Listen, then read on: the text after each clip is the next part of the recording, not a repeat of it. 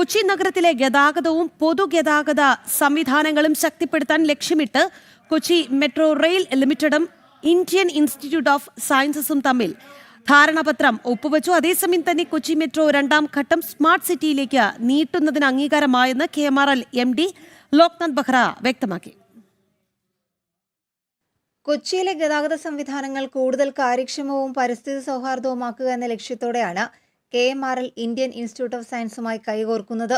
Metro rail, water metro, canal വികസന പദ്ധതികൾ തുടങ്ങി വിവിധ സംരംഭങ്ങളെ ഒന്നിച്ചുൾക്കൊള്ളുന്ന സംയോജിത പരിഹാരങ്ങളാണ് ധാരണയിലൂടെ രൂപപ്പെടുക.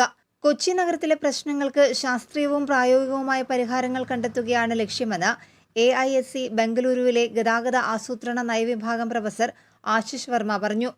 Our focus has been very strongly on how we look at sustainability and livability of our cities and resilience of our cities through the lens of mobility, through the lens of what we do intervention. So today, mobility and mobility system and how we make choices. അതേസമയം Kochi metro രണ്ടാം ഘട്ടം ഡിസംബറിൽ പൂർത്തിയാക്കുമെന്നും 5 സ്റ്റേഷനുകളുടെ നിർമ്മാണം ജൂലൈയിൽ അവസാനിക്കുമെന്നും KMRL MD Loknath Behera അറിയിച്ചു.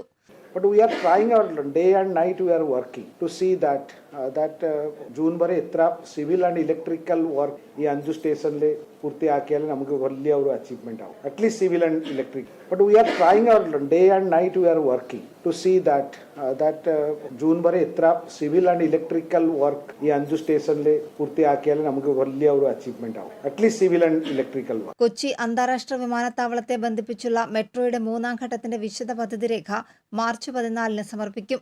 മൂന്നാം ഘട്ടത്തിൽ AI സാങ്കേതിക വിദ്യയും പ്രയോജനപ്പെടുത്തും. കൊച്ചി അന്താരാഷ്ട്ര വിമാനത്താവളത്തിലേക്ക് ഉൾപ്പെടെയുള്ള യാത്ര സുഗമമാക്കാൻ സഹായിക്കുന്നതാണ് മൂന്നാം ഘട്ട പദ്ധതി.